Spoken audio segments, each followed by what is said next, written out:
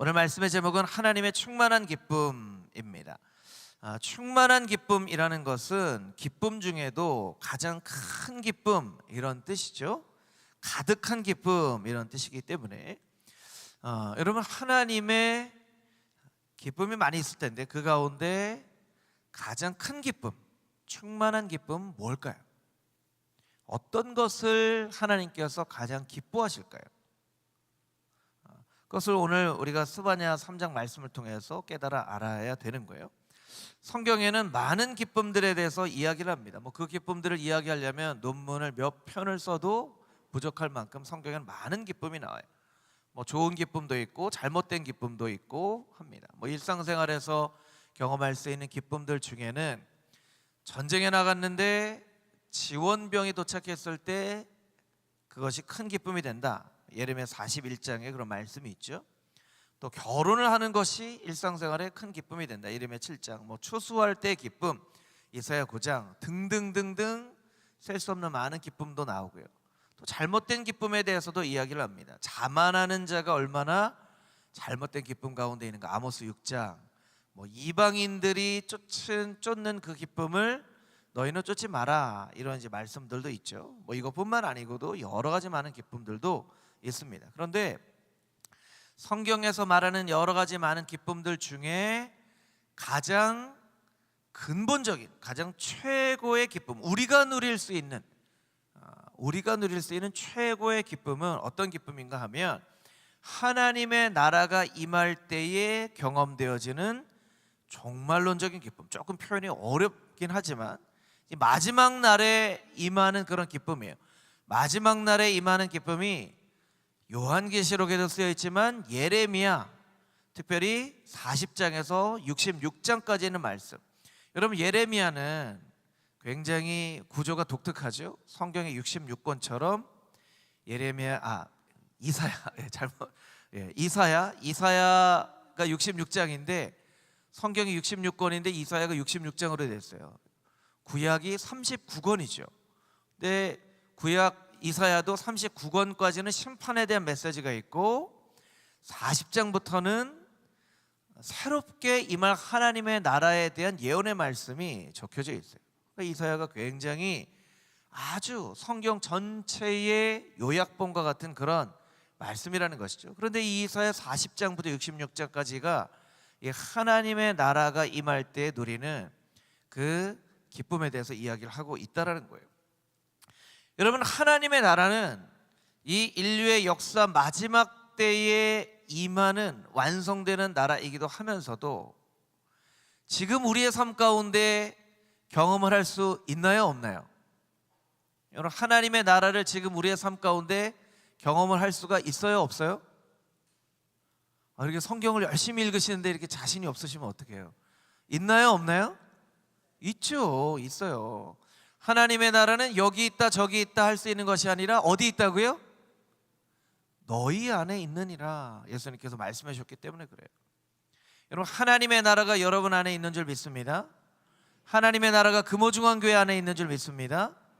여러분의 마음과 가정과 금호중앙교회 가운데 하나님의 나라가 이루어지게 될 줄 축복합니다. 아멘. 하나님의 나라가 우리의 마음 가운데 있습니다. 그런데 우리의 마음 가운데 있는 하나님의 나라는 온전한 하나님의 나라는 아니에요. 근데 우리가 조금 앞으로 임할 하나님의 나라를 이렇게 잠깐 맛보는 것 같은 그런 하나님의 나라예요.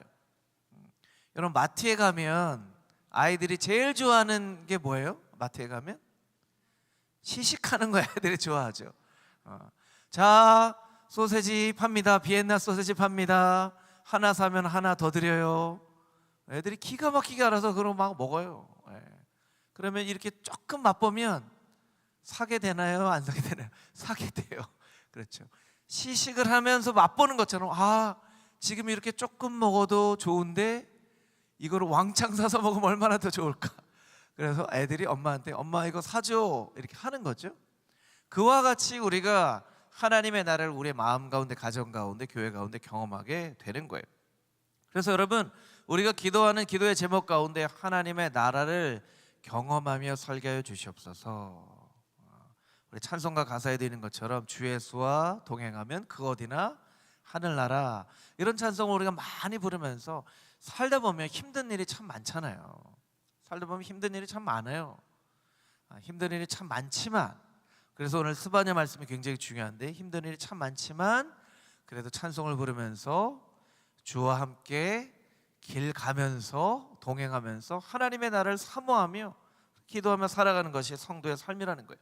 여러분, 그것이 우리 성도가 누릴 수 있는 가장 큰 기쁨이라면, 반대로 하나님이 느끼실 수 있는 가장 큰 기쁨은 무엇일까? 이런 생각을 우리가 볼 수 있어야 된다는 거예요. 하나님이 누릴 수 있는 가장 큰 기쁨은 하나님의 자녀들에게서 얻는 기쁨이라는 거예요.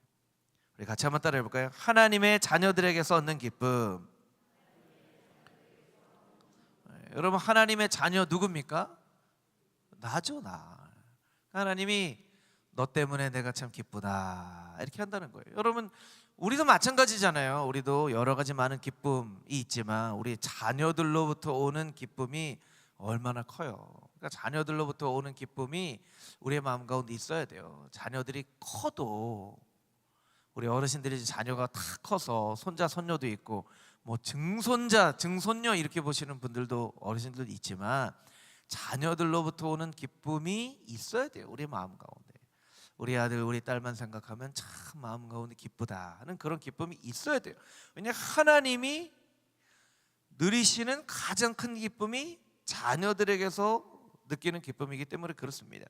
오늘 우리가 읽은 말씀 17절 말씀을 같이 한번 다시 읽어볼까요? 17절 말씀 함께 읽겠습니다. 시작. 너의 하나님 여호와가 너희 가운데 계시니 그는 구원을 베푸실 전능자이시라. 그가 너로 말미암아 기쁨을 이기지 못하시며 너를 잠잠히 사랑하시며 너로 말미암아 즐거이 부르며 기뻐하시리라 하리라. 아멘. 사실은 스바냐는 좀 우리에게 생소한 서신서예요. 우리가 뭐 자막으로 나타냈을까 그랬지, 성경 찾으라 그러면 스바냐서 한 번에 찾는 분들 거의 없으실 거예요. 막 스바냐가 어딨지? 그러면서 막 슉슉슉슉 막 성경 넘기는 소리가 막 나죠. 막 이게 막 학계 다음에 있는지 뭐 요엘 다음에 있는지 막 슉 이렇게 막 찾아요. 스바냐가 사실은 익숙하지 않지만 스바냐 3장 17절은 아마 신앙생활 하시는 분들은 모르는 분들이 거의 없을 거예요. 왜냐하면 이 찬양 때문에 그렇죠. 너의 하나님 여호와가, 이런 찬양이 있잖아요. 스바냐 3장 17절을 가사로 한 이 찬양 때문에 우리가 이 말씀은 잘 알고 있어요. 참 이 표현이 참 너무나 멋진 표현인데, 너로 말미암아 기쁨을 이기지 못하며, 사실은 말은 안 되는 표현이에요. 기쁨이 사람이 아닌데 어떻게 이기고 지고 합니까? 그러니까 기쁨을 이기지 못한다는 것은요, 이게 얼마나 큰 기쁨을 표현하는 건지, 기쁨을 이기지 못하겠다. 이 기쁜 마음이 있는데 이걸 내가 막 참으려고 도저히 못 참겠다, 이런 표현이죠. 그래서 현대인의 성경에는 아주 기쁘게 여기신다. NIV 성경에 보면요, He will take great delight in you, 이렇게 돼 있어요. Great delight. 영어 단어에 보면요, big이라는 단어가 있는데, big은요 눈으로 이렇게 조금 가늠할 수 있는 크기를 big이라고 그래요.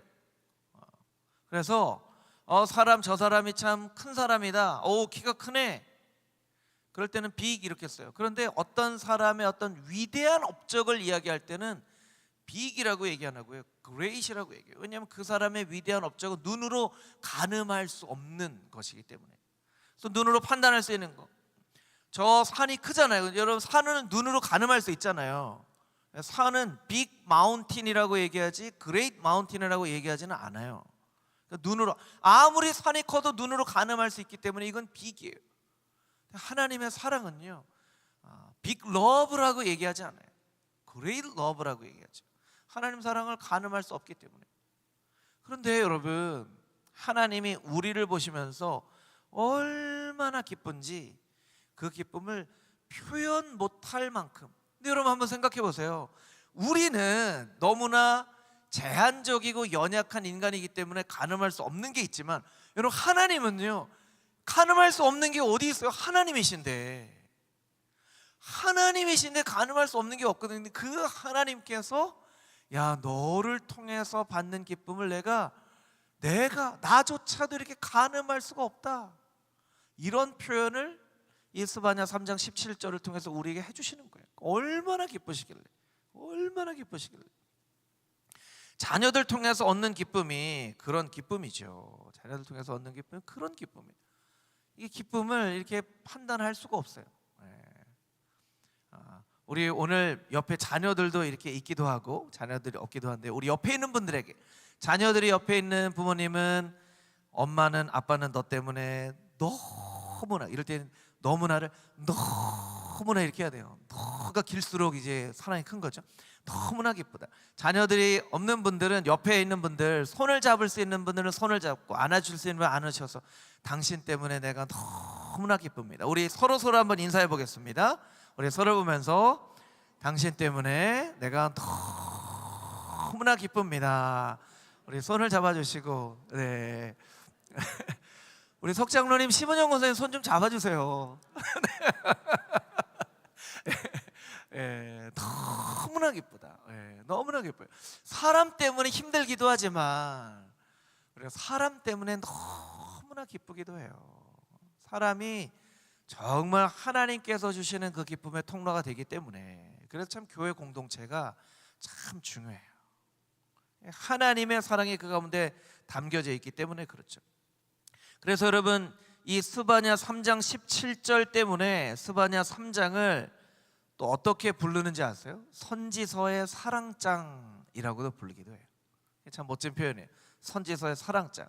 그런데 이 스바냐를 좀 역사적으로 보면요, 스바냐가 살던 시대는 그렇게 사랑이 넘치는 시대가 아니었어요. 스바냐 선지자의 사역은 이렇게 너 사랑한다 라고만 얘기해주는 그런 사역이 아니었어요. 스바냐가 살았던 때를 좀 살펴볼까요? 도표를 2개를 보여드릴 텐데요, 이건 여러분 눈으로 잘 안 보이실 거예요. 일부러 안 보여도 이렇게 표현한 건요, 이게 다윗 왕 때부터 남유다가 멸망할 때까지의 왕들과 선지자들에 대한 그런 도표예요. 그러니까 여러분 잘 모르셔도 돼요.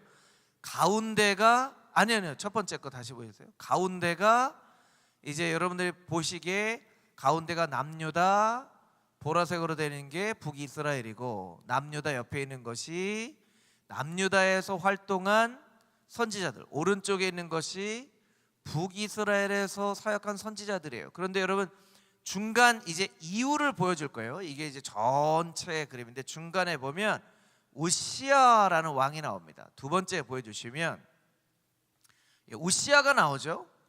우시야를 보여드리는 이유가 보면 뭐냐면, 이사야 선지서를 볼 때 우시야, 요담, 아스, 히스기야 때에 이렇게 돼 있어요. 이제 우시야, 요담, 아스, 히스기야 때 이사야 선지자가 사역했던 때고요. 히스기야 왕은 선한 왕이었지만 그 말년이 좀 그렇게 좋지는 않았어요. 역설적으로 하나님께서 생명을 15년 연장시켜준 이후의 삶이 좋지가 않았어요. 그 뒤에 태어난 아들이 이스라엘 남유다의 가장 악한 왕이 되었어요. 므낫세가 되죠. 므낫세 아몬 다음에 요시야, 18번 요시야라는 왕이 있는데, 요시야 왕 때부터 그 옆에 빨간색으로 제가 표현한 스바냐 선지자가 산 거예요. 이 스바냐는요, 히스기야의 4대 손자예요. 4대 손자. 히스기야, 므낫세, 아몬, 요시야 때니까 히스기야가 세대로 보면 그런 때죠. 요시야, 여호아스, 요아김, 여호야킨, 다음에 시드기야라는 왕이 하나 더 있는데, 이 다음부터 바벨론에게 남유다가 멸망당하죠. 그러니까 남유다가 멸망당할 때쯤 활동한 선지자예요. 자, 성경의 역사를 잘 몰라도 여러분, 한 나라가 멸망할 때쯤에는 나라가 좀 정돈이 돼 있을까요? 아니면 나라가 굉장히 혼란스러울까요? 상식적으로 혼란스러워요. 어떤 나라든 나라가 멸망할 때쯤에는 나라가 혼란스러워요. 정치적으로도 혼란스럽고 종교적으로도 혼란스럽고 굉장히 혼란스러운 때예요. 그러니까 요시야 왕이라는 요시야의 부흥, 성전 개혁이 있었거든요. 이게 어떻게 보면 하나님이 이스라엘에게 주시는 거의 마지막 기회 같은 때예요. 나중에 요시야 왕의 이 성전 개혁에 대해서 살펴보면 아주 너무나 하나님이 귀한 기회를, 그것도 막 성전을 수리하다가 서기관 이 여호와의 말씀을 찾았는데 그 말씀을 누가 해석할 사람이 없어서 여선지자 훌다에게 가서 그 선지자 말씀을 들려주자 요시야 왕이 막 옷을 찢고 성전을 개혁하고 하는 그런 일들이 있었어요. 굉장히 중요한 때였는데 그것도 요시야 왕 다음에 금방 반짝하고 사라집니다. 하여튼간 이런 때에 활동했던 스바냐 선지자, 이 사람은요 이사야처럼 왕족 출신이었기 때문에 이런 정치적인 상황을 너무나 잘 아는 사람이었어요. 정치적으로 막 얽혀있는 그런 상황을 너무나 잘 알고 있었고, 하나님께서 왕족인데, 여러분 왕족이라는 것은, 왕의 손자는 편하게 살 수 있는 그냥 자격이 태어날 때부터 있는 사람이에요. 그런데 그 스바냐에게 하나님께서 특별히 사명을 주셨어요. 어떤 사명을 주셨냐면, 너는 부패한 유다와 예루살렘을 향하여서 여호와의 심판, 여호와의 날이 온다고 선포해라 라고 하는 그런 사명을 주셨어요. 여러분, 그런 사명을 받았는데 스바냐가 나는 그냥 편하게 살고 싶은데 하지 않고, 예, 하나님이 주신 사명을 잘 감당하겠습니다 하고 여호와의 심판이 임한다 라고 남유다에 있는 백성들을 향해서 이야기를 한 거예요. 그래서 스바냐 3장인데 스바냐 3장의 구성이 어떻게 되어 있냐면 1장 1절부터 2장까지 여호와의 심판의 날, 2장은 열방을 향한 심판, 3장에는 예루살렘의 심판과 회복, 이 마지막에는 회복 안에 우리가 읽은 스바냐 3장 17절 말씀이 들어가 있는 거예요. 여러분, 이렇게 스바냐서의 배경을 여러분에게 자세하게 설명드린 이유는 어떤 것이냐면요, 스바냐가 살고 있는 시대가 결코 평안한 시대가 아니었다라는 거예요. 스바냐 선지자 예언의 말씀이 아주 그냥 평안한 때에 하나님께서 우리를 축복해 주실 거예요, 이런 말씀이 아니라는 거예요.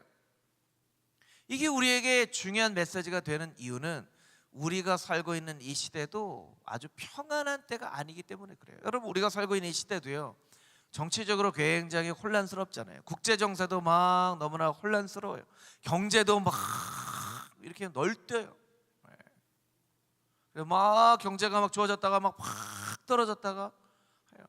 교육은요, 우리 자녀들이 정말 잘 제대로 교육을 받고 있는가, 이런 의문표가 이렇게 매겨질 수 있는 그런 시대가 있고요. 뭐 여러 가지 사회에서 큰 범죄들이 일어나고요. 어젠가 그저께 뉴스에 보니까 태국에서는 2명이 쇼핑몰에서 총에 맞아서 죽고 5명이 다쳤어요. 그런데 그 범인을 잡고 보니까 14살 소년이에요. 14살 소년이 어디서 총을 구했는지 총을 가지고 사람을 쐈어요. 이런 일들이 일어나요. 뭐 미국에서는 끊임없이는 뭐 코로나 같은 질병이 일어나기도 하죠. 막 인도네시아는 지금 막 가라앉고 있어요.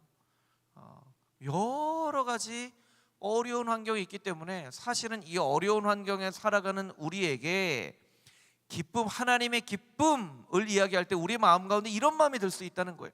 아니, 기뻐하고 싶지만 상황을 보면 기뻐할 수 있는 상황이 없는데 어떻게 기뻐합니까? 이렇게 생각을 할 수 있기 때문에 이 말씀이 중요한 거예요.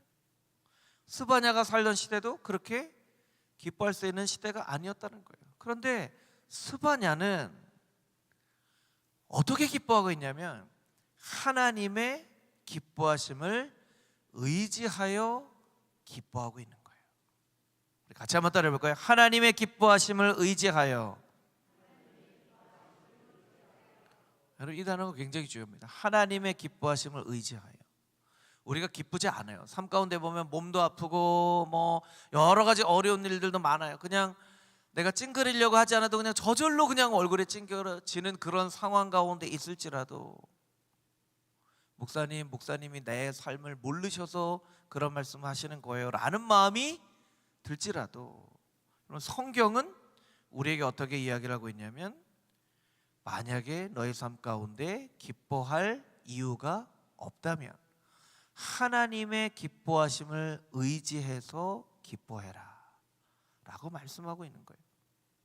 하나님이 우리를 바라보시면서 기쁘시대요. 하나님이 우리를 바라보시면서 기쁘시대요.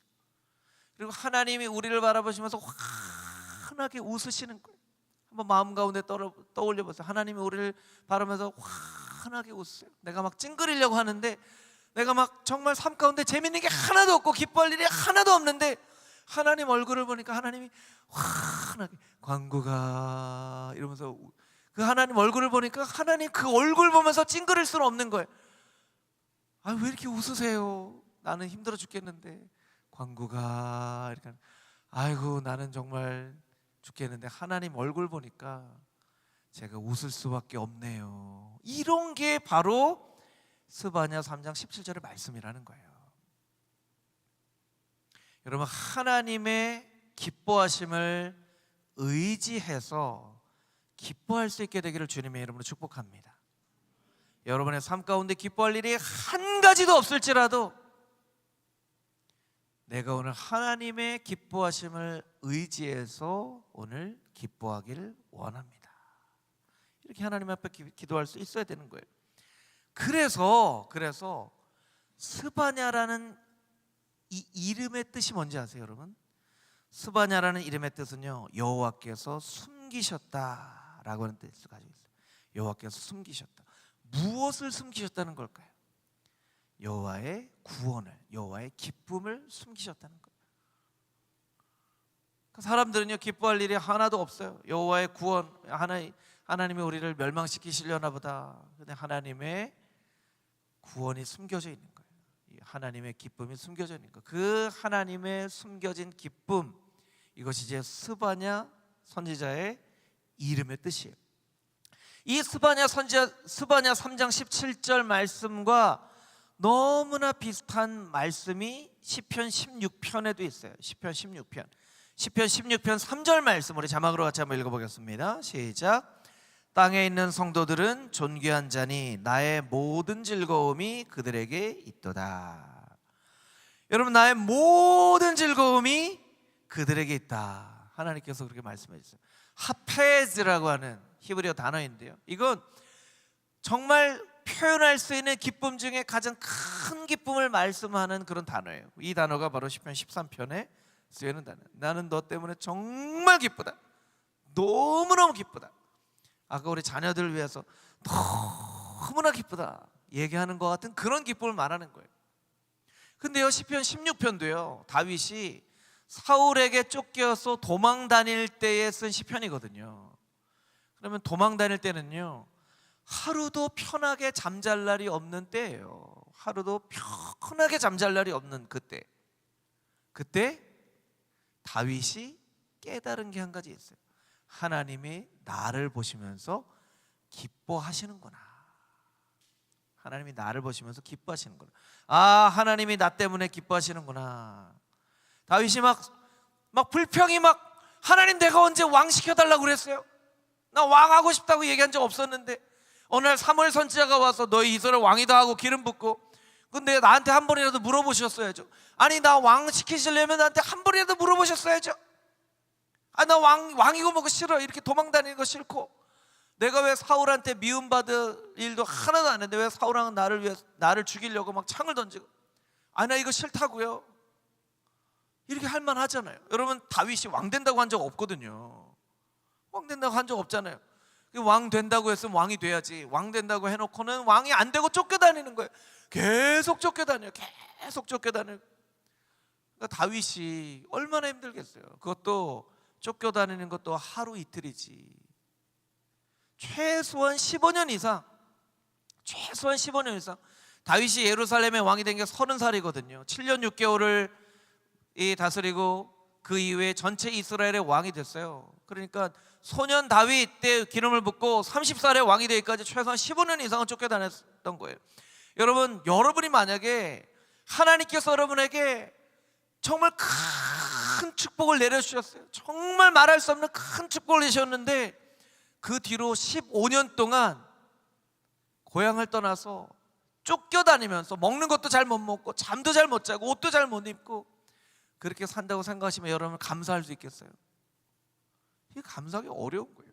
그런 때에 다윗이 깨달았어요. 아, 하나님이 나 때문에 기뻐하시는구나. 막 불평이 나오고 힘든 말이 나오려고 할 때 하나님이 나를 얼마나 기뻐하시는지, 하나님 하는데 하나님이 다윗아 이렇게 하니까 하나님 얼굴 보면서 내가 오늘 너무나 힘들지만 하나님의 기뻐하심을 의지해서 내가 오늘 기뻐합니다. 이게 시편 16편의 고백이에요. 그래서 시편 16편의 하반절에 보면 이런 고백이 있습니다. 9절부터 11절까지의 말씀인데요, 우리 자막으로 같이 한번 읽어보겠습니다. 시작.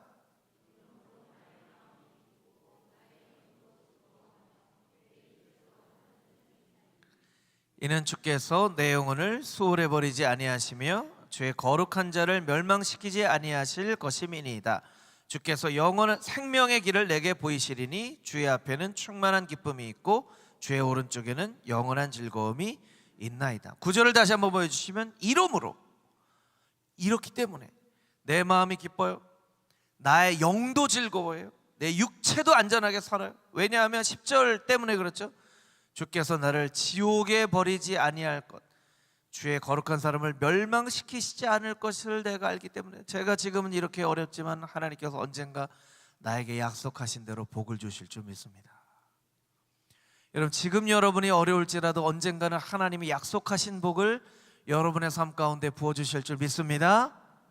아멘. 다윗의 고백이에요. 그래서 11절처럼 주님께서 생명의 길을 보이시리니 주의 앞에는 충만한 기쁨이 있고 주의 오른쪽에는 영원한 즐거움이 있나이다.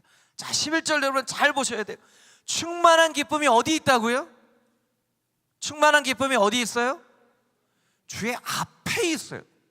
그러니까 우리가 이 말씀을 알고도 잘 누리지 못하는 것은 충만한 기쁨이 있고 요거만 아는 거예요. 주의 앞에 충만한 기쁨이 있고, 그러니까 주님의 앞에 충만한 기쁨이 있기 때문에 이 충만한 기쁨을 누리려면 어디를 가야 돼요? 우리가 주님 앞으로 가야 되는 거예요. 주님 앞으로 가서 예배 자리에서, 기도의 자리에서 그 충만한 기쁨을 누려야 되는 거예요. 그냥 내 마음대로 살아가고 충만한 기쁨 주신다고 했는데 왜 안 주세요? 이렇게 하면 안 돼요. 주의 앞에 충만한 기쁨이 있고 주의 앞에 충만한 기쁨이 있고. 말씀을 준비하면서 이 말씀을 여러분과 나눌까 말까 이렇게 생각하다가 여러분들과 함께 기도 제목을 나누는 마음으로 여러분들과 함께 나눕니다. 여러분이 잘 지혜롭게 잘 들으셨으면 좋겠어요. 저는 목사잖아요. 뭐 목사를 직업이라고 표현할 수 있다라고 하는 사람도 있고, 목사가 무슨 직업이냐 이렇게 말씀하는 분도 있고, 뭐 둘 다 맞는 의미죠. 전할 때 목사잖아요. 목사가 누구를 잘 알겠어요? 목사를 잘 알겠죠. 목사를 잘 알죠. 여러분 너무 심각하게 그렇게 저를 쳐다보지 마세요. 예, 제가 목사님들을 만나요. 우리 교단에 있는 목사님도 만나고, 뭐 감리교회 있는 목사님도 만나고, 뭐 합동층 목사님도 만나고, 여러 목사님, 나이 많은 목사님도 만나고, 젊은 목사님도 만나고 하는데, 저 비슷한 또래 50대 이런 목사님들, 그것도 뭐 이렇게 꼭 표현을 할 수는 없겠지만, 뭐 여러분 오해하지 마세요. 제가 뭐 이렇게 막 성공지상주의 목회자는 아니에요. 근데 이제 제가 볼 때 뭐 한 2,000명, 4,000명 정도 성도의 목회를 하는 굉장히 중대형 교회 목사님들, 그런 목사님들은 굉장히 영향력도 있고 여러 가지 많은 어떤 목회적인 그런 꿈도 막 펼칠 수 있는 그런 목사님들이신데, 목사님들이 다 그렇지는 않겠지만 제가 목사님들 이렇게 만나보면요, 행복하다고 얘기하는 분들이 그렇게 많이 없어요. 행복하다고 말하는 분들이 그렇게 많이 없어요. 저를 돌아보는 그런 기준이 되기도 하고, 참 너무나 안타깝다 이렇게 얘기를 하는 분들이 있어요. 그럼 목사님들이 뭐 때문에 힘들까요? 목사님들이 뭐 때문에 행복하지 않을까요? 뭐 설교 준비 때문에? 아니에요. 사람 때문에 힘들죠. 사람 때문에 힘들어요. 성도님들 때문에 힘들기도 하고, 장로님들 때문에 힘들기도 하고, 부교육자들 때문에 힘들기도 하고, 뭐 그런 이야기들을 해요. 그런 이야기들을 막 이야기를 하는 목사님들을 좀 이렇게 보면서 참 교회가 행복하려면 매주일마다 강단에서 말씀을 전하는 목사님들이 그래도 행복해야 되는데, 이런 생각을 해요. 여러분, 저는요 그런 의미에서요 진짜 참 행복한 목사인 것 같아요. 저는 진짜로 정말 이 금호중앙교회의 장로님들, 부교육자들하고 같이 이렇게 목회를 할 수 있는 것이 얼마나 행복한지 몰라요. 또 목사님이 또 이것도 장로님들, 목사님들 이렇게 눈치 보는 거, 여러분 그렇게 생각하지 마세요. 진심으로 제가 설교 단위에서 이야기하는데 진실한 말씀을 드려야 되지 않겠습니까? 정말로 우리 장로님들과 같은 장로님들이면 너무나 좋겠다. 다른 교회 장로님들이 우리 목사님들하고 같이 이렇게 목회를 하면요 너무나 참 좋고 너무나 참 귀한 목사님들하고 목회를 하는구나 라고 생각이 들어요. 이렇게 통계 조사를 하는 게 있어요. 담임 목사님들에게 제일 힘든 게 뭐냐? 통계 조사에서 대답한 거는 부교육자들하고의 관계더라고요. 부교육자들하고 관계. 사실은 동역자인데 왜 이 관계가 어려울까? 사실 기도 제목을 여러분들과 함께 나누는 마음으로 여러분께 말씀드린다고 말씀드렸죠. 자녀들이요 교회에 와서 정말 행복했으면 좋겠어요. 좀 기쁘고 즐거웠으면 좋겠어요. 그래서 금호중앙교회는 우리 아이들이, 우리 자녀들이 교회에 와서 유아유치부뿐만 아니라 아동부, 청소년부, 청년부 예배드리고 기쁘게 즐겁게 막 같이 놀고 하면 좋을 것 같아요.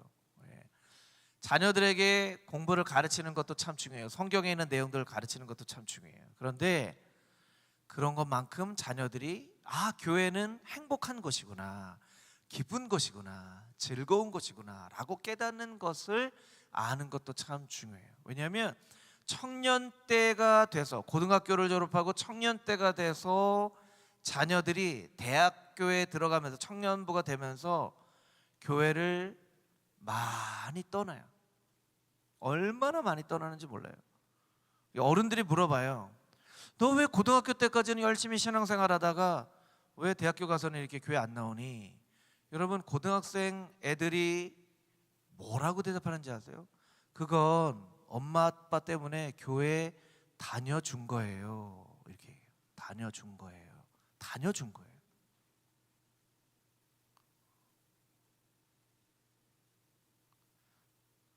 아이들이 다 그렇지는 않겠지만요, 학원 가는 애들 중에는요 그런 애들이 있어요. 엄마 아빠 때문에요 학원 다녀주는 거예요. 이런 애들도 있어요. 근데 저는 지난번에 우리 청소년부 수련회 장신대 심영석 교수님이 오셔서 제가 심영석 교수님 소개해드리라고 저기 그 체육관부터 이렇게 다 소개시켜드렸는데요, 청소년부 수련회 때 애들이 다 체육관에서 농구하고 3층에서는 막 거기서 놀고 막, 심영성 교수님 무슨 얘기하는지 아세요? 목사님, 이 교회 애들은 왜 혼자서 핸드폰 안 하고 다 저렇게 놀아요 같이? 아니, 장신대 교육학 교수님이 저한테 물어보는 거예요. 이 교회 애들은 왜 같이 놀아요? 제가 교수님한테 물어봤어요. 그럼 다른 교회 애들은 어떻게 하나요? 다른 교회 애들, 제가 한 달에 최소한 한 4번 정도 특강이나 설교를 하러 가는데요, 다른 교회들 가보면요 다 혼자서 핸드폰 하고 있지 이렇게 노는 교회는 없어요. 그래요. 저희가 교사 헌신주일 때 곽상호 목사님 오셔서 금요 심야 예배 때 했는데요, 우리 교사들이 앞에 나와서 막 특순했던 거 여러분 기억나시는지 모르겠어요. 곽상호 목사님 뭐라고 얘기했냐면, 아니 이렇게 금요일날 헌신 예배 드리는 교회도 참 처음 봤는데 그렇다고 교사들이 이렇게 다 나와서 저렇게 다 특순함, 교사들이 나온다고 나옵니까 목사님? 그럼 안 나옵니까? 요새 안 나오죠. 저렇게 평일에 나오라 그러면 안 나와요 요새는요. 여러분, 우리가요 사실은 굉장히 감사하는 그런 제목들을 이미 누리고 있는 교회예요. 그런데 저는 좀 더 누렸으면 좋겠어요. 그리고 우리가 깨닫고 발견한 이 기쁨과 감사함을 좀 주변에 있는 많은 교회들한테 좀 가르쳐 줬으면 좋겠어요. 당신들 교회도 우리 교회처럼 이렇게 기쁘게 아이들이 예배하고 교회 너무너무 오고 싶은 그런 교회가 될 수 있습니다 라고 알려줬으면 좋겠어요. 여러분, 하나님께서 우리를 바라보면서 내가 너 때문에 정말 기쁘다고 이야기를 하는데, 우리는 서로를 바라보면서 그렇게 너무너무 기쁜지, 서로를 바라보면서 그렇게 너무너무 기쁜지, 하나님께서 기뻐하시는 것만큼 그렇게 너무너무 기쁜지, 우리가 한번 우리의 모습을 돌아봤으면 좋겠고요. 우리가 만약에 서로의 모습을 보면서 그렇게 기쁘지 않다면 거기에는 무언가 고쳐야만 하는 이유들이 있기 때문에 그래요. 그래서 목사님은 장로님을 보면서 장로님 때문에 너무너무 기쁩니다. 장로님들은 목회자들을 보면서 목사님들 때문에 너무너무 기쁩니다. 교회 일꾼들, 교사들 때문에, 찬양대원들 때문에, 재직부에서 열심히 일하는 일꾼들 때문에, 또한 봉사부 때문에, 구역장님들 때문에 너무너무 기쁩니다. 우리가 서로를 바라보면서 너무너무 기쁘다고 이야기해 줄 수 있는 그런 교회가 반드시 되어져야만 돼요. 할렐루야. 왜냐하면 그 모습이 바로 마지막 날에 임할 하나님 나라의 모습이기 때문에 그래요. 여러분, 전도가 참 어려운 때가 되어져 가고 있다라고 이야기를 하잖아요. 전도가 참 어려워져요. 예전에는 하나님을 몰라서, 예수님을 몰라서 오히려 전도를 하면 전도가 쉽게 되어지는 경우가 있어요. 요새는 교회, 하나님, 예수님을 모르는 사람이 없어요. 교회 안 다니는 사람도 다 알아요. 여러분, 이런 시대에 우리가 복음을 전할 수 있는 유일한 방법은요, 이 교회 공동체 안에 충만한 하나님 나라의 기쁨을 우리가 누리는 거예요. 그래서 그 기쁨으로 당신도 나처럼 좀 그렇게 너무 기뻤으면 좋겠습니다 라고 초청하는 것밖에 전도의 방법이 없어요. 그러려면 우리가 먼저 큰 기쁨을 누려야죠. 우리가 기쁨을 누리기 위해서는 하나님의 그 충만한 기쁨을 의지해서 우리가 기뻐할 수밖에 없어요. 왜냐하면 우리도 여전히 힘들고 어려운 상황 가운데 있기 때문에 그렇죠. 여러분, 스바냐 선지자가 고백한 것 같이 그렇게 하나님의 기쁨을 이기지 못하는 충만한 기쁨이 금호 중앙교회 가운데, 여러분의 가정 가운데, 여러분의 구역 가운데, 유아유치부, 아동부, 청소년부, 청년부 가운데, 봉사하는 많은 봉사팀들 가운데, 또 여러분의 마음 가운데 충만하게 임하게 되기를 주님의 이름으로 축복합니다. 할렐루야. 아멘.